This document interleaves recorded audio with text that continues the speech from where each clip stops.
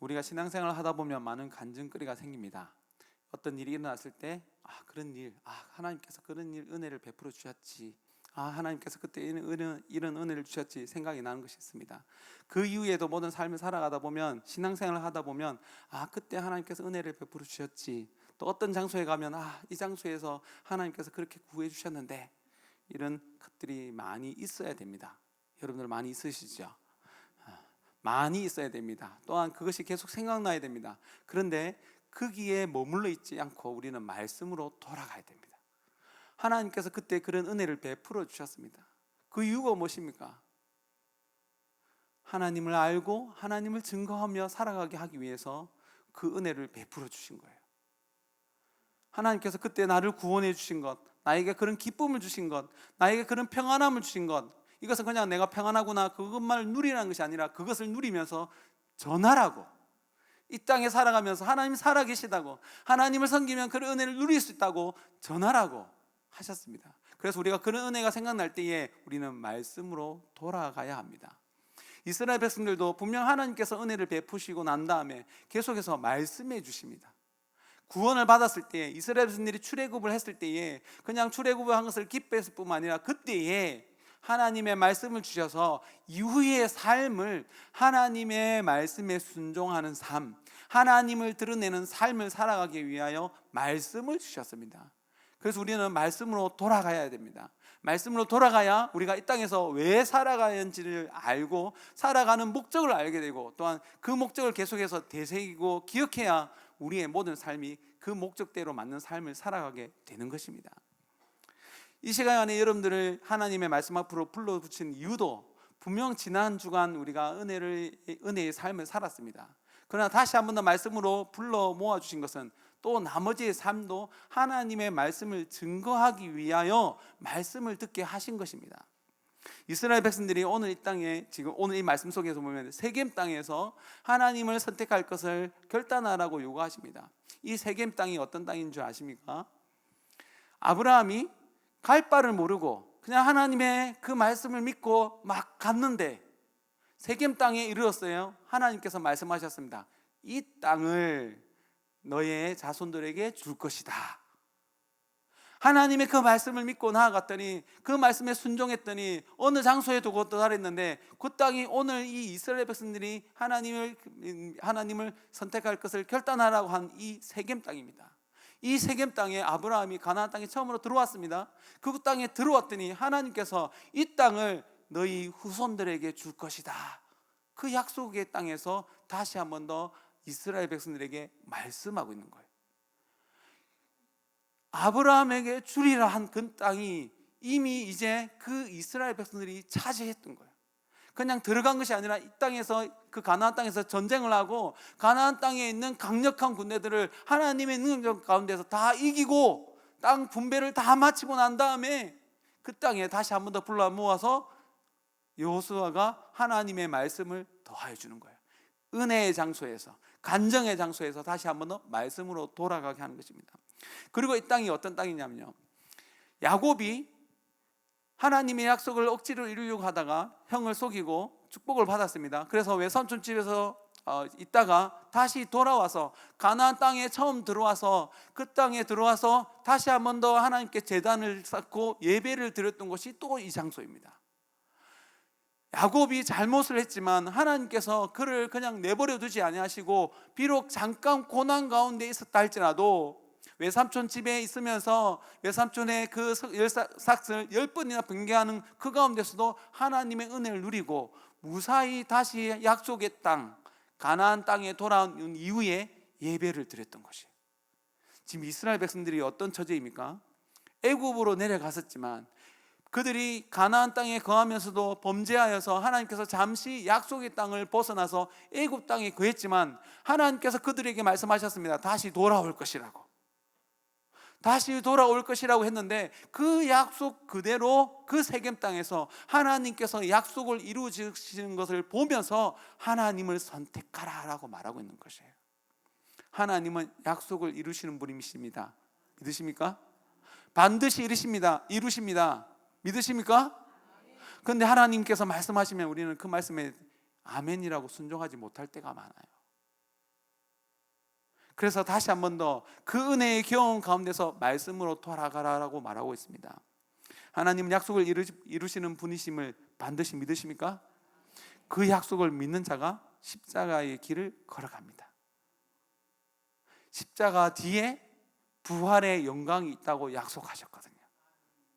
그래서 하나님께서 우리에게 이 고난을 통하여 훈련시키는 것이 무엇이냐면 말씀하신 대로 이루시는 하나님이시라는 거예요.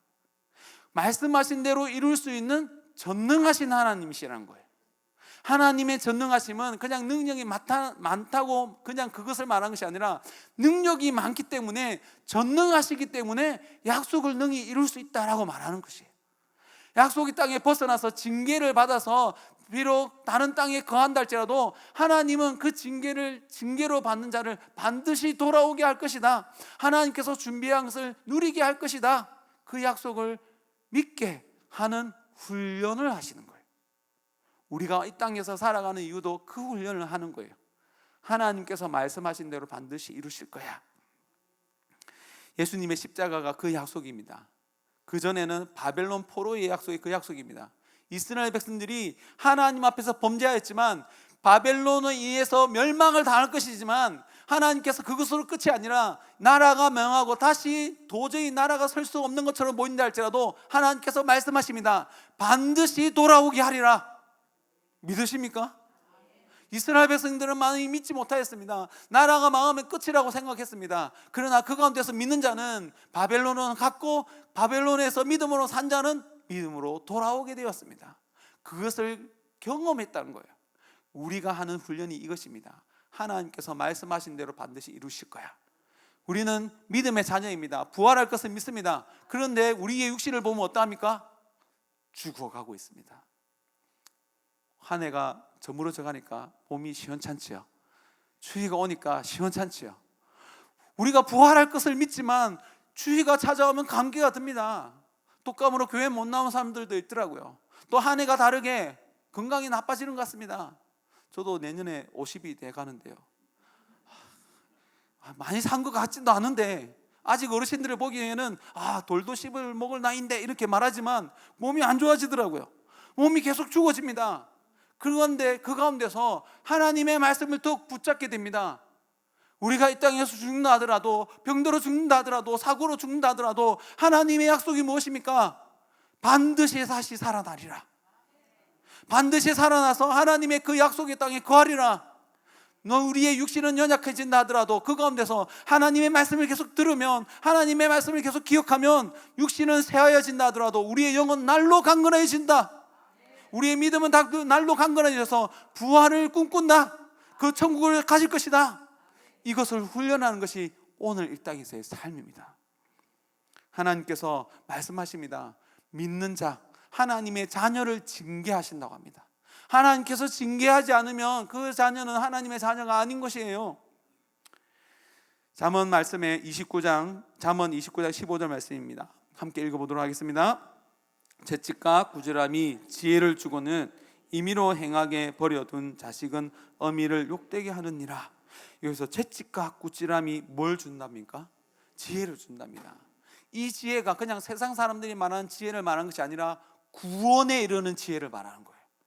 하나님의 채찍을 맞으면, 하나님의 꾸지람을 맞으면 우리에게 지혜가 생기는데 그 지혜는 영생을 주는 지혜예요. 그 꾸지람을 맞아야 됩니까? 아니면 맞기 싫다고 도망가야 됩니까? 맞아야 됩니다. 맞아야 우리에게 지혜가 생기는 거예요. 그래서 하나님께서 징계하시는 것이고, 그래서 이스라엘 백성들을 징계하였고, 그래서 교회를 징계하였던 것입니다. 하나님의 지혜가 있게 하기 위하여 징계하십니다. 그리고 잠언 29장 17절 말씀입니다. 함께 읽어보겠습니다. 내 자식을 징계하라. 그리하면 그가 너를 평안하게 하겠고 또 내 마음에 기쁨을 주리라. 자녀를 진정으로 사랑하는 자는 징계합니다. 징계하여서 그 자녀가 어떻게 바뀌게 합니까? 평안을 주게 하는 자녀로 바꾸는 것입니다. 그리고 마음을 기쁘게 하는 자녀로 바꾸는 것입니다.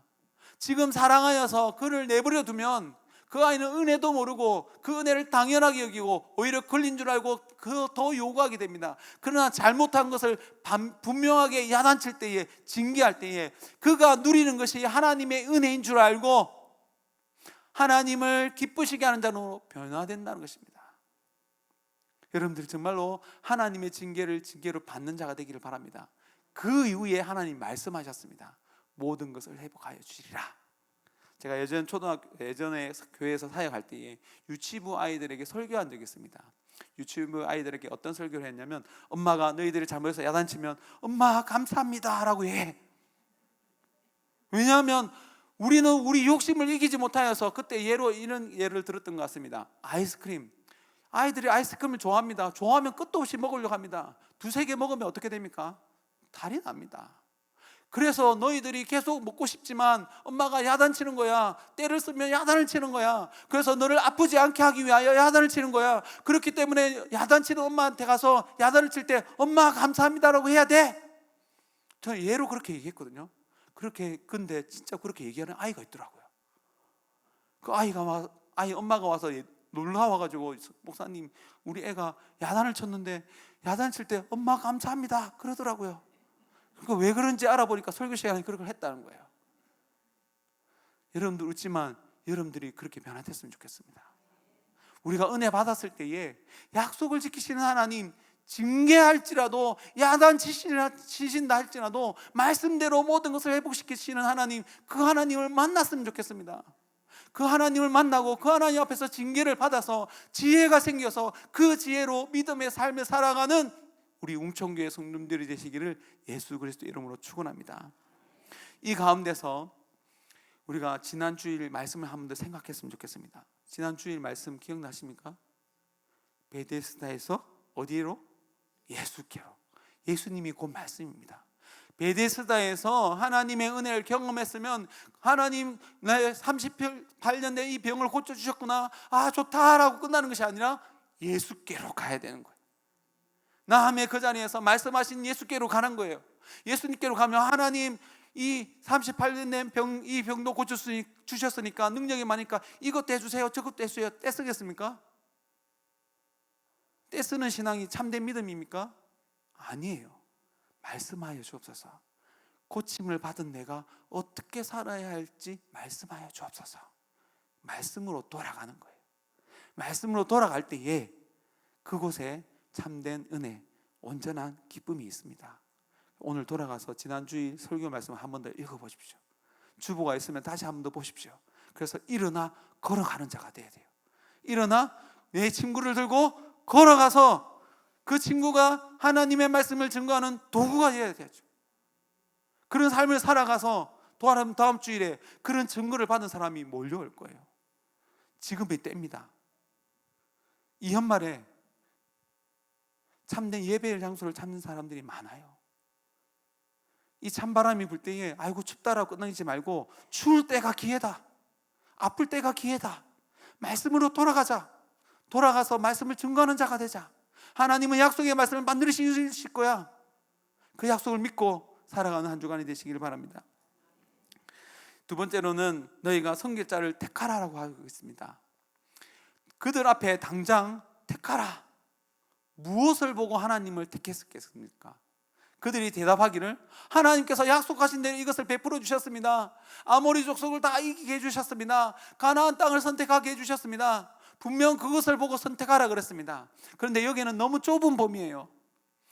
막상 객관적인 눈으로 보면요, 하나님께서 주신 이 땅은 너무나 적은 땅이에요. 능력이 많으신 하나님 아니십니까? 애국 군대를 물리치신 하나님이시지 않습니까?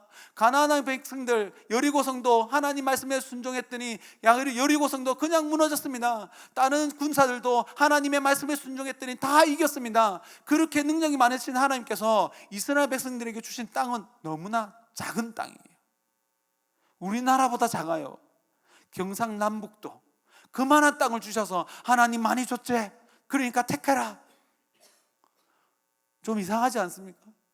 전능하신 하나님이라면 지구의 한 절반도 줘도 괜찮을 것 같은데, 하나님 적은 땅 주놓고 이만한 땅 주놓고 선택하라고 얘기합니다. 객관적인 눈으로 보면 하나님께서 주신 것이 너무나 대단해 보이지 않는단 말이에요. 경상남북도 그만한 땅이 얼마나 부유하면 얼마나 많은 것을 취할 수 있겠습니까? 여러분들 미국 가보셨습니까? 저는 처음 미국 가고 깜짝 놀랐습니다. 아, 미국에 다 왔나 보네. 태평양을 지나서 미국을 딱 가니까 다 왔나 보네 이랬는데 8시간을 더 가더라고요. 시카고까지 갔는데, 아니 미국 땅이 보였는데, 우리나라는 땅이 딱 뜨면 거의 보인다 싶으면 바로 내려가는데 미국은 안 그렇더라고요. 이제 보이네 이랬는데 한참을 더 가더라고요. 아, 이제 보니까 마을이 좀 보이더라고요. 마을을 갔다가 1시간 가더라고요. 1시간. 비행기 타고 1시간 가더라고요. 아, 이제 산이 보이네 이랬더니 산을 또 1시간 가더라고요. 비행기로 1시간을 가는 산. 그 다음에 농지가 보이더라고요. 와, 뭐 그냥 비행기가 날아다니는 그 농지가 보이더라고요. 농지가 보이네 그랬더니 3시간을 더 가더라고요. 하나님이라면 이스라엘 백성들에게 그런 땅을 주셔야 되지 않습니까? 진짜 그런 땅에 비해서는 쥐꼬리, 비유가 맞는지 모르겠지만 쥐꼬리만이 만한 땅을 주고 하나님 많이 줬지, 그러니까 하나님은 선택하라. 안 맞는 거예요. 그 땅을 보고 선택하는 것이 아니라 말씀하신 그 약속을 이루시는 하나님을 보고 선택하라는 거예요. 말씀하시면 그대로 이루는 것을 보고 하나님의 그 약속을 보고 선택하라는 거예요. 그런 하나님을 선택하는 거예요. 여러분들도 예수님 믿었는데 왜 로또를 안 맡겨 주십니까? 예수님 믿었는데 여러분들이 기도하면 여러분들의 문제를 잘 해결해 줄 수 있는 전능하신 분이신데 왜 해결해 주지 않으십니까? 우리의 죄악을 아는 거예요. 더 좋은 것을 주고 싶은데, 다 주고 싶은데 주면은 교만해져서 그걸로 다 넘어질 것을 알기 때문에 하나님께서 이 땅에서 믿음을 훈련시키시는 거예요. 그리고 분명히 선택하라고 얘기합니다. 그 양을 보고, 그 땅을 보고 선택하라는 것이 아니라, 그 전쟁을 이긴 것을 보고 선택하라는 것이 아니라 약속의 말씀대로 이루시는 것을 보고 선택하라고 하는 거예요. 그 믿음이 있어야 우리가 영생을 소유할 수 있기 때문입니다. 눈에 보이는 그 물질에 현혹되는 것이 아니라 하나님의 그 약속의 말씀을 보고 그 약속의 말씀대로 이루시는 것을 보고 선택하라는 거예요. 여러분들이 선택할 수 있겠습니까? 교회 난다고 해서 여러분들의 문제가 당장 해결되지 않을 수 있습니다. 그러나 믿음 안에서 살아가면 하나님께서 진정으로 주시고자 하는 가장 큰 약속, 부활의 약속, 영생의 약속, 그 약속을 하나님께서 반드시 주실 것입니다. 그 약속을 보고 하나님을 선택하는 믿음의 자녀가 되시기를 예수 그리스도의 이름으로 축원합니다. 그리고 그 다음에 여호와만을 섬기라 라고 얘기하고 있습니다. 하나님을 선택할 뿐만 아니라, 하나님을 선택하여서 그 하나님을 바라볼 뿐만 아니라 그 여호와만 섬기라 라고 하고 있습니다. 똑같은 말씀 같지요? 다릅니다. 섬기라 라고 했을 때 또다시 말씀으로 돌아가야 됩니다. 하나님을 섬길 때에도 이 세상의 방법으로 섬기는 것이 아니라 하나님께서 말씀하신 대로 섬기라는 거예요. 이 복을 주셨다 그러면 복 주시는 하나님을 내 마음대로 내 생각대로 섬기는 것이 아니라 말씀대로 섬기라고 말하고 있는 거예요. 어쩌면 두 번째 계명, 여호와를 섬길 자를 선택하라 했을 때는 1계명입니다. 하나님 외에 다른 신을 두지 말라, 하나님만을 두라 라는 그 말이고, 세 번째로 오직 여호와만은 섬기라고 했을 때 2계명입니다. 우상을 만들지 말고 하나님께 예배할 때에 말씀하신 대로 예배라. 근데 이게 어려워요. 그래서 제가 처음부터 말했듯이 우리는 말씀으로 돌아가야 됩니다. 은혜를 받았을 때에, 하나님께 예배할 때에, 하나님께 찬송할 때에 내가 좋아서 내게 기분이 좋은 내 리듬에 맞는 나의 기분을 심취하는 그 찬양이 아니라 우리는 하나님을 기쁘시게 하는 예배를 드려야 됩니다. 하나님을 기쁘시게 하는 찬양을 드려야 됩니다. 하나님께서 받으시는 기도를 올려드려야 됩니다. 기도를 오래 하는 것이 중요한 것이 아니라 예수님께서 분명하게 말씀하셨습니다. 이방인처럼 기도하지 말고, 중언부언하지 말고, 이방인처럼 뭔가를 쌓는 것처럼, 공로를 쌓는 것처럼 기도하지 말고 말씀대로, 약속의 말씀대로 기도하라고 그랬습니다. 정말로 하나님만을 바라보며 기도하라 그랬습니다. 예배를 드릴 때에도 그 예배 그 자체가 하나님의 복입니다. 여러분, 천국에서 영원토록 뭐 하겠습니까? 말씀 듣고 찬양하고 기도합니다. 그리고 그 말씀대로 살아가는 훈련을 합니다. 내가 그 말씀대로 살아가고 있나? 점검해 봐야 됩니다. 그래서 우리가 신앙의 교제를 합니다. 신앙의 교제를 하는 이유가 무엇인지 아십니까? 그냥 우리끼리 그냥 세상 사람들과 단합해보자, 즐거운 시간을 가져보자, 우리가 하나가 되어보자, 이것이 아니라 교제를 통하여서 우리 안에 올바른 믿음이 들어가 있는지를 알게 됩니다. 정말로 형제를 하나님의 말씀대로 사랑하는지를 알게 됩니다. 그래서 말씀을 듣고 말씀대로 사랑하는지, 말씀대로 섬기는지, 말씀대로 사랑하는지, 말씀대로 형제를 대하고 있는지를 돌아봐야 되는 거예요. 그와 같이 예배할 때에도 말씀대로 예배하는지를 돌아봐야 됩니다. 세상 사람들이 좋아할 만한 예배가 아니라, 안 믿는 사람도 좋아할 만한 예배가 아니라 하나님이 기뻐하시는 예배, 그것은 하나님께서 기록해 놓으셨어요. 구약의 레위기의 예배 절차가 얼마나 복잡합니까? 복잡하다고 해서 내 마음대로 합니까? 복잡하다 할지라도 하나님께서 말씀하셨으면 우리가 믿음으로 나아가면 하나하나를 배울 수 있습니다. 그 하나하나를 배우는 것이 진짜 기쁨이고, 그 배우는 것이 하나님께서 또한 기뻐하는 것입니다. 그래서 말씀을 읽는 것이 가장 즐거운 시간이 되어야 됩니다. 공식적으로는 우리가 함께 모여 예배하고 찬양하고 기도하는 시간이 가장 즐겁지만, 여러분들이 각자의 삶의 터에 돌아갔을 때 가장 기쁜 것은 말씀을 읽는 것입니다. 성경책을 탁 펼치는 것인데 이게 너무 어려워요. 안 익숙한 거라서. 그죠? 반복해서 읽어야 됩니다. 하나님의 말씀을 읽지 않으면, 하나님의 그 말씀을 여러분의 삶 속에서 읽고 그 말씀대로 살아가고 있는지 돌아보고 형제에게도 물어보고, 내가 읽었다 자랑하는 것이 아닙니다. 많이 읽을 것이 중요한 것이 아닙니다. 하나님께서 저에게 말씀하셨을 때 성경 1독, 화장실에서 1독하고 나서 너무 기뻐서 빨리 처리하고 나가서 내가 1독해서 그랬거든요. 누구한테 물어보면 모태신앙인데 너 성경 1독 해봤어? 그러면 이때까지 1독도 못했어 이렇게 얘기하니까 막 힘들더라고요. 이게 흔히 쪽팔리더라고요. 모태신앙은 잘하는데 성경도 1독 못했구나 이랬는데, 1독하고 난 다음에 나 당당하게 1독했어 말하고 말할 수 있는데, 내 마음속에 너는 1독했는데 그렇게 말씀대로 살고 있니? 이런 생각이 들더라고요. 여러분 신앙생활 몇 년 하셨습니까? 몇 년 했습니다. 당당하게 말해보셔야죠. 당당하게 말하면서 그러면 얼마만큼 그렇게 살고 있습니까? 다시 질문할 거예요. 많이 읽은 것이 중요한 것이 아니라, 예배를 많이 들은 것이 중요한 것이 아니라 그렇게 살고 있는지가 중요한 거예요. 여러분들이 그 말씀에 순종할 때 그때에 하나님의 능력이 나타납니다. 그렇게 하기 위해서 우리가 무엇을 해야 되는 줄 압니까? 말씀을 읽어야 됩니다. 집에 가서. 어떤 청년이 이 찬양을 부를 때에 항상 물어보더라고요. 나의 사랑하는 채 비록 헤어졌으나, 그 다음 뭡니까?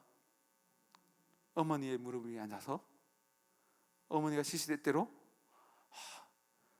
여러분들 정말 어머니가 그렇게 시시때때로 읽어주는 거 봤습니까? 반대로 보여줬습니까? 성경을 읽으면서 눈물훔칠한 거 보여줬습니까?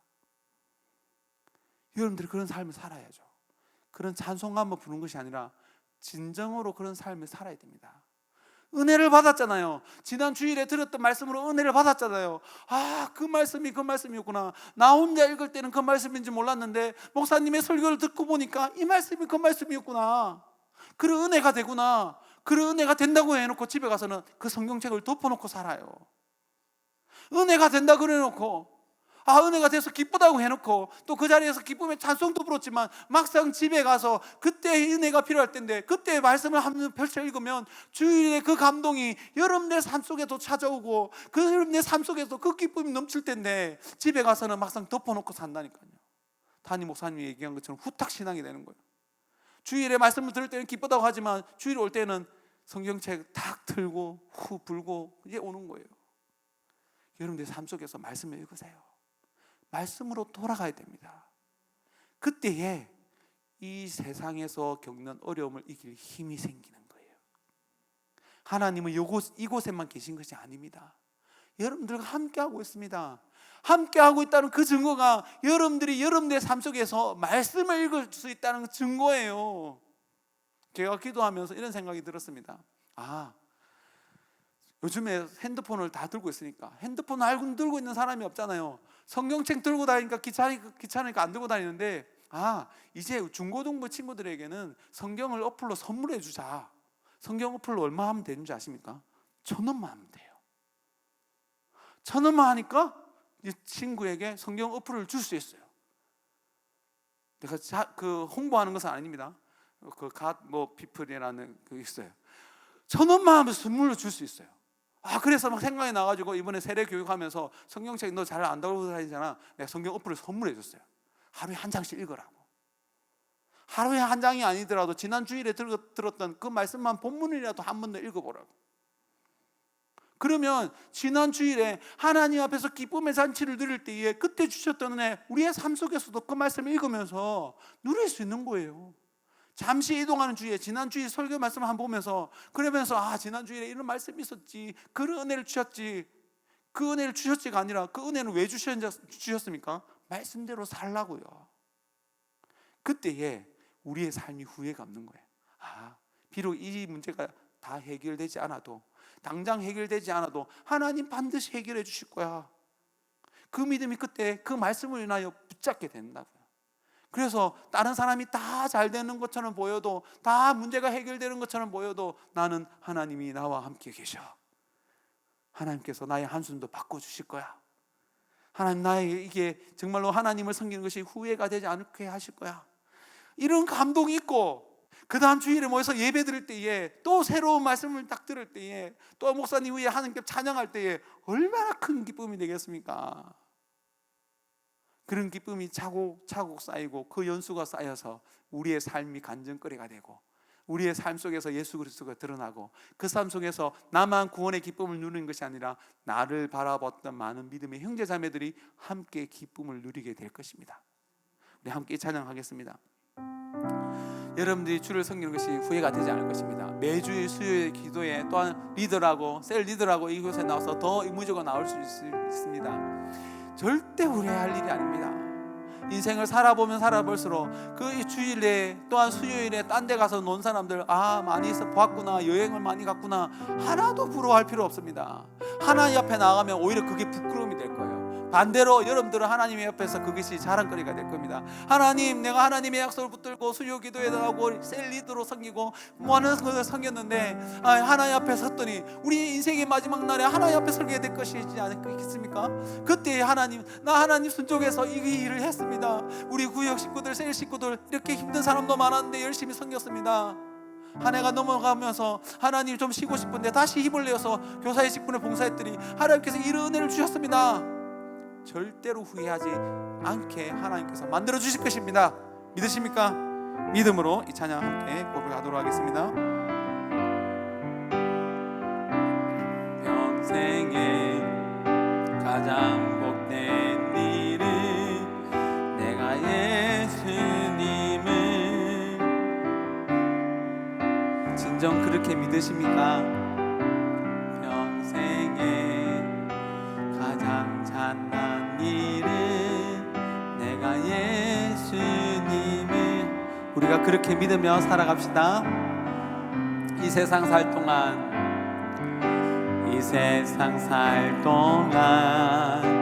내가 걷는 길이 때론 험하여서 넘어질 때도 주의 강한 손이 나를 붙드시니 나는 예수님만 주로, 우리 손을 들고 찬양합시다. 나는 주를 섬기는 것에 후회가 없습니다. 내가 걸어온 모든 시간 다 주의 은혜니, 내가 걸어갈 모든 날도 주만 섬기며 살리, 오직 예수 이름 부르며 우리 한 번 더 고백합시다. 나는 주를 섬기는 것에 후회가 없습니다. 내가 걸어온 모든 시간 다 주의 은혜니, 내가 걸어갈 모든 날도 주만 섬기며 살리,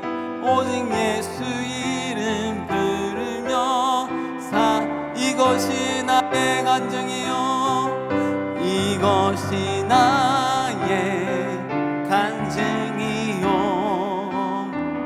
이것이 나의 찬송일세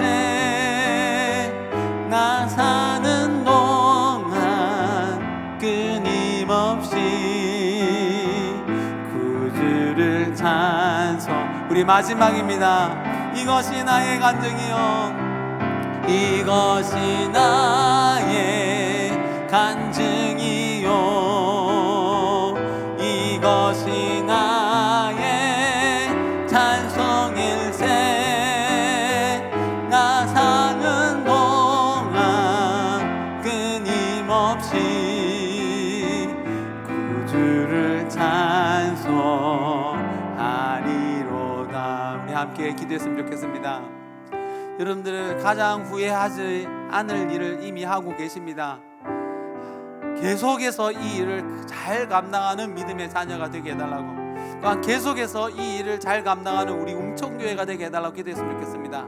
오늘 새벽에도 제가 기도했는데요, 웅천교회가 125년이 된 것이 자랑스러운 것이 아니라 125년이 되었음에도 불구하고 여전히 그 가운데서 참된 믿음의 자녀가 있다는 것이 자랑스러운 것입니다. 우리가 그것을 유지했으면 좋겠습니다. 계속해서 참된 믿음의 자녀로 살아갈 수 있도록 후회하지 않는 이 일을 계속해서 잘 감당하는 우리 웅천교회 되게 해달라고 우리 주여 함께 외치고 기도하도록 하겠습니다. 주여, 살아계신 하나님 아버지, 잘 감당케 하여 주옵소서. 온전히 감당케 하여 주옵소서.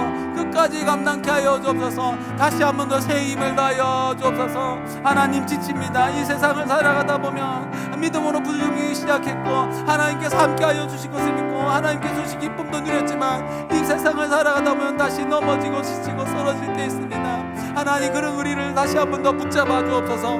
말씀으로 붙잡아 주옵소서. 말씀으로 돌아가게 하셔서 말씀 가운데서 다시 한 번 더 그 말씀을 증거하며 살아가는 믿음의 자녀가 될 수 있도록 하나님 은혜를 베풀어 주옵소서. 이끌어 주옵소서. 하나님 함께서 함께하여 주시니 믿습니다. 온 세상을 창조하신 하나님 아버지, 죄인된 우리를 버리지 아니하시고 징계하셔서 채찍으로 때리셔서 돌아오게 하시니 감사합니다. 채찍을 통하여서 징계를 통하여 구원을 얻는 지혜를 얻게 하여 주셔서 다시 믿음의 삶을 살아가게 하시니 감사합니다. 말씀대로 반드시 이루시는 하나님을 선택합니다. 그 하나님만을 말씀대로 섬기기로 작정합니다. 함께하여 주옵소서. 깨닫게 하여 주옵소서. 이끌어 주옵소서. 또한 믿음 안에서 신앙의 교제를 해나갑니다. 인간적인 교제만을 하는 것이 아니라 그 교제를 통하여서 우리의 믿음이 올바르고 자라고 있는지 확인케 하여 주옵소서.